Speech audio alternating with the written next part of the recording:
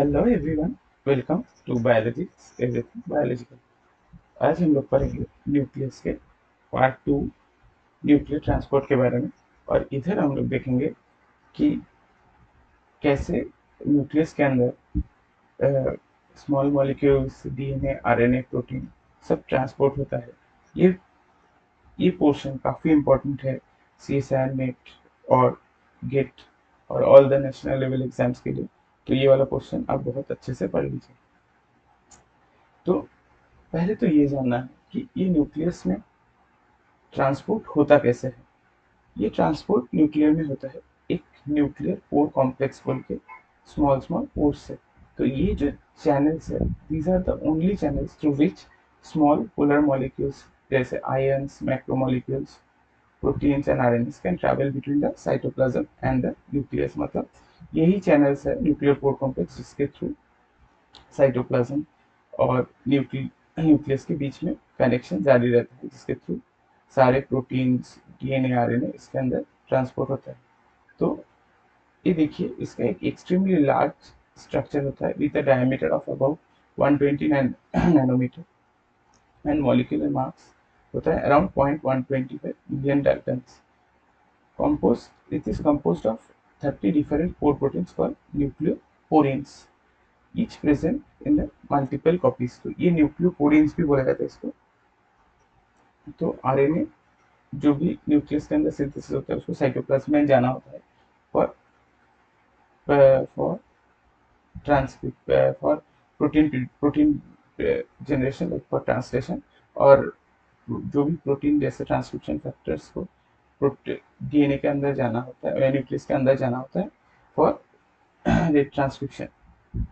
तो ये काफ़ी इम्पोर्टेंट है। अभी देखेंगे, देखो, जो भी स्मॉल मॉलिक्यूल्स है वो पैसिव डिफ्यूजन के अंदर न्यूक्लियर पोर कॉम्प्लेक्स के थ्रू आ सकता है। लेकिन जो आरएनए, डीएनए या प्रोटीन है, जो मैक्रो मॉलिक्यूल्स है, उसको आने के लिए एनर्जी चाहिए। तो ये ट्रांसपोर्ट कैसे होता है वो आज हम लोग पढ़ेंगे ये वाला चैप्टर में थ्रू न्यूक्लियर पोर कॉम्प्लेक्स। देखो, this is a electron micrograph of nuclear pore complex. आपको दिख ही रहा है इधर स्मॉल स्मॉल स्पाइक टाइप का ये कॉम्प्लेक्स स्ट्रक्चर है। ये ट्रांसमिशन इलेक्ट्रॉन माइक्रोस्कोप के थ्रू दिया गया है। अभी देखेंगे एक कार्टून, देखेंगे कि कैसा दिखता कैसा है। So the complex is consist of an assembly of 8 spokes. These ये स्मॉल स्मॉल ऐसे 8 स्पोक्स रहता है। ये स्पोक्स के थ्रू, ये देखिए, spokes attaching to rings on the cytoplasm. ये देखो, ये रिंग के थ्रू, ये जो रिंग है इसके थ्रू अटैच रहता है। और ये रिंग साइटोप्लाज्मिक फिलामेंट के थ्रू अटैच रहता है। तो ऐसा दिखता है न्यूक्लियर पोर कॉम्प्लेक्स। इसका जो नीचे का पोर्शन रहता है उसको न्यूक्लियस बास्केट बोला जाता है। तो ये एक आइडियल न्यूक्लियर पोर कॉम्प्लेक्स का स्ट्रक्चर है। तो अभी आप लोग आगे देखेंगे कि ये सिलेक्टिव ट्रांसपोर्ट करता कैसे और ये डिस्कवर कैसे हुआ था। ये सब स्टोरी काफ़ी इंपॉर्टेंट रहता है, आप बहुत अच्छे से सुन लीजिए, क्योंकि ये ऐसा स्मॉल क्वेश्चन सीएसआई में आता है। तो जब भी देखिए, कोई भी वायरस जब हमारे कोई सेल को इन्फेक्ट करता है तो क्या करता है, वो हमारा जो डीएनए रेप्लिकेशन मशीनरी है उसको यूज करता है। तो अभी क्या हुआ कि SV40 बोल के एक वायरस था, उसका टी एंटीजन जो है वो वायरस इनकोड करता है। और ये एक, मतलब ये टी एंटीजन बहुत ही जरूरी है to start the replication of this SV40 virus. तो अभी क्या हुआ, जब ये SV40 टी एंटीजन में एक लाइसिन रेसिड्यू को म्यूटेट किया गया, तो देखा गया कि इसका इंपोर्ट न्यूक्लियस के अंदर नहीं हो रहा है। मतलब ये न्यूक्लियस इसको इंपोर्ट नहीं कर पा रहा है। मतलब ये लाइसिन रेसिड्यू बहुत ही इंपॉर्टेंट है। तो बाद में क्या देखा गया कि ये subsequent studies found that this T antigen contain 7 sequence amino acid, जिसको बोला जाता है न्यूक्लियर लोकलाइजेशन सिग्नल। मतलब कोई भी चीज अगर न्यूक्लियस में ट्रांसपोर्ट होना चाहता है, तो जैसे मैक्रोमोलिक्यूल, जैसे प्रोटीन, डीएनए, आरएनए जो भी, उसके अंदर एक न्यूक्लियर लोकलाइजेशन सिग्नल होना चाहिए। मतलब प्रोटीन के अंदर न्यूक्लियर लोकलाइजेशन सिग्नल होना जरूरी है। तो अभी हम लोग देखेंगे कि HB40 एंटीजन के लिए न्यूक्लियर लोकलाइजेशन सिग्नल कौन सा है। तो HB40 एंटीजन के लिए ये lysine 7 amino acid sequence, proline, lysine, arginine, lysine और वैलिन, ये सीक्वेंस काफी इंपॉर्टेंट है। इसके बाद देखेंगे इन bipartite nuclear plasmid a mutation in the middle 10 amino acid would not affect the nuclear localization। अभी देखिए ये मिडिल का जो 10 अमाइनो एसिड है इसमें कोई भी म्यूटेशन हो गया न्यूक्लियर प्लाज्मिड में उससे कुछ फर्क नहीं पड़ता, लेकिन अगर एक भी लाइसिन रेसिड्यू में म्यूटेशन हो गया तो ये फिर से न्यूक्लियर ट्रांसपोर्ट नहीं होगा। मतलब ये जो लाइसिन अमाइनो एसिड है ये बहुत ही इंपॉर्टेंट है फॉर द न्यूक्लियर ट्रांसपोर्ट। तो ये काफी इंपॉर्टेंट है, ये दोनों क्वेश्चन में आता है, आपको इसका स्क्रीनशॉट लेकर रखना है। अभी देखेंगे कि ये न्यूक्लियर लोकलाइजेशन सिग्नल को न्यूक्लियस कैसे समझता है कि वो न्यूक्लियर लोकलाइजेशन सिग्नल है। तो ये न्यूक्लियर लोकलाइजेशन सिग्नल्स को इम्पोर्टिन बोल के दूसरा प्रोटीन है जो इसको रिकॉग्नाइज करता है। अभी ये इम्पोर्टिन कहाँ से आ गया? देखिए इम्पोर्टिन एक प्रोटीन मॉलिक्यूल है जो न्यूक्लियस के अंदर रहता है, जो थ्रू एक मैकेनिज्म बाहर आता है और वो उसको लेके अंदर चला जाता है। जो भी अपना प्रोटीन है जिसको न्यूक्लियस में इंपोर्ट होना है उसको लेके अंदर चला जाता है। अभी देखेंगे कि कैसे इसको रेगुलेट किया जाता है। तो the activity of this nuclear importance is maintained through a protein called RAN. RAN is a protein which controls the directionality and movement of this nuclear pore। तो RAN एक रेगुलेटर है जो ये न्यूक्लियर मतलब न्यूक्लियस के अंदर जो import और एक्सपोर्ट होता है उसको रेगुलेट करता है। देखो स्टेरॉइड हार्मोन जो रिसेप्टर्स रहता है उसको न्यूक्लियर लोकलाइजेशन सिग्नल और जिंक फिंगर मोटिव दोनों चाहिए to translocate into the nucleus and bind specifically to the nuclear hormone superfamily. और रैन क्या है? रैन है एक जीटीपी बाइंडिंग प्रोटीन। मतलब जीटीपी, एटीपी, ये सब लोग क्या होता है, ये जो हमारा सेल का मैकेनिज्म, सेल का रेगुलेशन है वो ट्रांसपोर्ट और ये सब रेगुलेशन में बहुत ज़्यादा हेल्प करता है। तो न्यूक्लियर ट्रांसपोर्ट में हेल्प करता है रैन जीटीपी। जैसे हम लोग देखे थे प्लाज्मा मेम्ब्रेन ट्रांसपोर्ट के लिए एटीपी यूज होता है, वैसे रैन ये जीटीपी यूज होता है न्यूक्लियर ट्रांसपोर्ट के लिए। अभी आगे देखेंगे कैसे करता है। ये देखिए ये है अपना साइटोप्लाज्मिक पार्ट। ये साइटोप्लाज्मिक पोर्शन में एक रैन जीटीपीएस प्रोटीन रहता है जो रैन जीटीपी को जीडीपी में कन्वर्ट करता है, और न्यूक्लियस पोर्शन में एक रैन जीईएफ रहता है जिसको रैन गुआनिडीन न्यूक्लियोटाइड एक्सचेंज फैक्टर बोला जाता है, जो रैन के साथ बांधा हुआ जीडीपी को जीटीपी में कन्वर्ट करता है, रैन जीटीपी में कन्वर्ट करता है। तो ये इंफॉर्मेशन काफी चाहिए कि रैन गैप जो रहता है वो रहता है साइटोसॉल में और रैन जीएफ रहता है न्यूक्लियस में। अभी आगे देखेंगे कि ये इम्पोर्टिन के साथ इम्पोर्ट में कैसे हेल्प करता है। अभी देखिए पहले क्या होता है, ये है सेल के अंदर न्यूक्लियस के अंदर इम्पोर्टिन। ये इम्पोर्टिन जब भी ये रैन जीएफ के थ्रू जीटीपी रैन जीटीपी इसमें बाइंड करता है, ये इसको लेके जाता है बाहर अपना साइटोप्लाज्म में।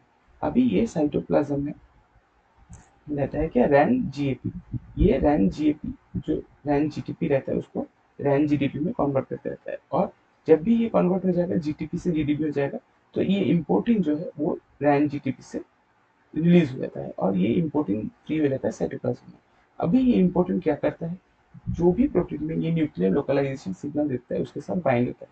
जब ये न्यूक्लियर लोकलाइजेशन सिग्नल के साथ इम्पोर्टिन बाइंड हो जाता है, ये इम्पोर्टिन फिर इसको न्यूक्लियर पोर कॉम्प्लेक्स के थ्रू न्यूक्लियस के अंदर लेके आ जाता है। और क्या होता है इसके बाद इधर फिर से एक रैन जीटीपी आके इम्पोर्टिन के साथ बाइंड हो जाता है, और जब भी इधर जीटीपी बाइंड हो जाता है ये प्रोटीन को ये इम्पोर्टिन छोड़ देता है और ये प्रोटीन अंदर ट्रांसपोर्ट होता है। ये होता है एक टोटल न्यूक्लियस के अंदर कोई प्रोटीन का इम्पोर्ट मैकेनिज्म। तो जैसे बहुत सारा वायरसेस अपना जैसे HIV और ये सब वायरसेस को अपना न्यूक्लियस के अंदर जाना ही होता है, क्योंकि वो अपना न्यूक्लियस का जो मशीनरीज है वही यूज करता है for its transcription and replication. तो अभी देखते हैं कि बहुत सारा प्रोटीन जैसे इंपोर्ट होता है वैसे ही बहुत सारे प्रोटीन को एक्सपोर्ट होना होता है थ्रू न्यूक्लियस। तो जो भी प्रोटीन एक्सपोर्ट होता है उसको जो अमीनो एसिड सीक्वेंस से रिकॉग्नाइज होता है उसको बोला जाता है न्यूक्लियर एक्सपोर्ट सिग्नल्स। ये न्यूक्लियर एक्सपोर्ट सिग्नल्स किसके थ्रू रिकॉग्नाइज होता है? न्यूक्लियर एक्सपोर्ट सिग्नल्स रिकॉग्नाइज होता है थ्रू एक्सपोर्टिंग प्रोटीन्स। तो ये इम्पोर्टिंग की तरह ही है, लेकिन ये हेल्प करता है एक्सपोर्ट में। तो ये जो एक्सपोर्टिंग प्रोटीन है they are nuclear transport receptors and mainly family of karyopherins. तो इसको कैरियोफेरिन्स भी बोला जाता है। ये कैरियोफेरिन्स का एक मैंने इधर दिया कि डिफरेंट टाइप्स ऑफ कैरियोफेरिन्स है जो एक्सपोर्ट और इंपोर्ट में हेल्प करता है। और ये आपको ये लिस्ट पढ़ लेना है कि टीआरएनए के लिए कौन सा होता है, एसएनआरएनए के लिए कौन सा होता है, ये एसएनआरएनए के लिए कौन सा होता है, कौन सा ट्रांसपोर्ट यूज होता है for mRNA. This are the family of karyopherins. तो ये काफी इंपॉर्टेंट है। अभी देखेंगे न्यूक्लियर एक्सपोर्ट कैसे होता है। देखिए ये एक एक्सपोर्टिंग प्रोटीन है। अभी जो भी प्रोटीन को हमको एक्सपोर्ट करना है फ्रॉम न्यूक्लियस टू आउटसाइड, तो उसको क्या करना है, ये एक्सपोर्टिन आएगा। इधर एक रैन जीटीपी है, ये रैन जीटीपी इसको बाइंड हो जाता है। जब भी ये बाइंड हो जाएगा ये प्रोटीन इसके साथ बाहर चला जाता है।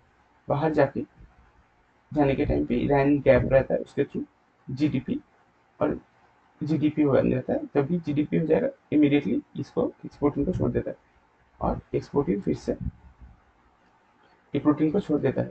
एक्सपोर्टिन जाता है इसके साथ बाइंड होकर, जब भी इस प्रोटीन को छोड़ देगा उसके बाद एक्सपोर्टिन फिर से न्यूक्लियस के अंदर आ जाता है। तो ऐसे न्यूक्लियर एक्सपोर्ट होता है प्रोटीन्स का, न्यूक्लियस से प्रोटीन्स बाहर जाता है इन द साइटोप्लाज्म। अभी देखेंगे, देखो ट्रांसक्रिप्शन फैक्टर्स बहुत ही इंपॉर्टेंट है।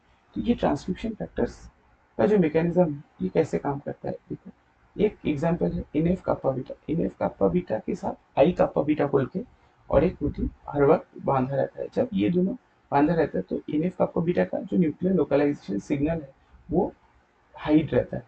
तो जब भी कोई बाहर एक्सटर्नल सिग्नल आता है तो ये आई काप्पा बीटा क्या होता है, इसका फॉस्फोरिलेशन होता है और ये प्रोटियोलाइसिस के थ्रू डिग्रेड हो जाता है। जब भी ये डिग्रेड हो जाता है तो ये एनएफ काप्पा बीटा का न्यूक्लियर लोकलाइजेशन सिग्नल एक्सपोज होता है। जब भी न्यूक्लियर लोकलाइजेशन सिग्नल एक्सपोज हो जाता है तो ये इम्पोर्टिन आके इसमें बाइंड करता है और उसको अंदर इम्पोर्ट करता है। तो सेम मैकेनिज्म होता है 4-4 बोल के एक ईस्ट का इसका ट्रांसक्रिप्शन फैक्टर के लिए भी ना। अभी आरएनए कैसे एक्सपोर्ट होता है, देखो सबसे इंपॉर्टेंट पोर्शन है न्यूक्लियस से आरएनए एक्सपोर्ट होना, क्योंकि ये जो आरएनए से एक्सपोर्ट होता है वो साइटोप्लाज्म में जाके प्रोटीन बनता है। तो all RNA are transported across the nuclear envelope as a ribonucleoprotein complex। क्योंकि आरएनए सिंगल हैंडेडली एक्सपोर्ट नहीं होता है, उसको एक प्रोटीन के साथ कॉम्प्लेक्स बना के न्यूक्लियस ट्रांसफर करता है। And rRNAs are transported by karyopherin और CRM one. TRNAs and miRNAs are exporting T and exporting 5। ये काफी इंपॉर्टेंट है, ग्रुप बी में आता है ये सब क्वेश्चन।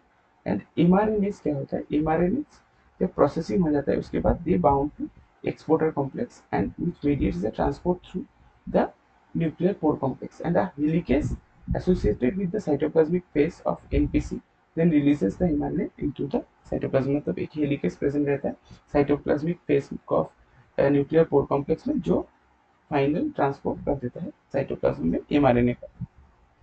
अभी देखिए एक initial transport of SR small nuclear RNA through CRM one एक एग्जांपल दिखा रहा है क्या होता है। ये एक स्मॉल न्यूक्लियर आरएनए, अभी इसके साथ क्या होता है, एक इनिशियली एक एक्सपोर्टिन मान के इसको एक्सपोर्टिन इसके अंदर बाइंड होता है। जब भी ये बाइंड हो जाएगा ये small nuclear RNA through this nuclear pore complex बाहर चला जाता है और ये स्मॉल न्यूक्लियर आरएनए बाहर जाके प्रोटीन्स के साथ बाइंड होकर आरएनए के साथ बाइंड होता है। ये राइबोन्यूक्लिक प्रोटीन के साथ बाइंड होकर फिर से न्यूक्लियस के अंदर आ जाता है। अभी क्वेश्चन है कि ये न्यूक्लियस एसएनआरएनए में एक्सपोर्टिंग बाइंड मतलब रिकॉग्नाइज कैसे करता है। तो वो जो 5'7 मिथाइल गुआनोसिन कैप्स रहता है वो 5'7 मिथाइल गुआनोसिन कैप को ही ये सीआरएम1 प्रोटीन रिकॉग्नाइज करता है और उसको आगे लेके जाता है। तो ये जो चैप्टर था ये काफ़ी इम्पोर्टेंट है, मैंने थोड़ा जल्दी पढ़ाया, आप लोग थोड़ा धीरे धीरे सुनना इसको, कि मैंने एक ही चीज़ बार बार रिपीट नहीं किया पूरा चैप्टर में। तो ये वाला क्वेश्चन से CSI नेट गेट और आगे का एग्जाम्स में बहुत सारा क्वेश्चंस आ सकता है, अच्छे से पढ़ना। जो जो पार्ट मैंने पढ़ा था वे बोला है वो और अच्छे से पढ़ना। और ये वाला क्वेश्चन के लिए ये स्लाइड्स बनाने के लिए मैंने यूज़ किया है ऊपर का सेल बायोलॉजी का रेफरेंस। और अगर आपको मेरा ये प्रेजेंटेशन और मेरा ये टीचिंग अच्छा लगे तो प्लीज़ सब्सक्राइब करना, अपने दोस्तों के साथ शेयर करना, ताकि सबका हेल्प हो जाए। Thank you.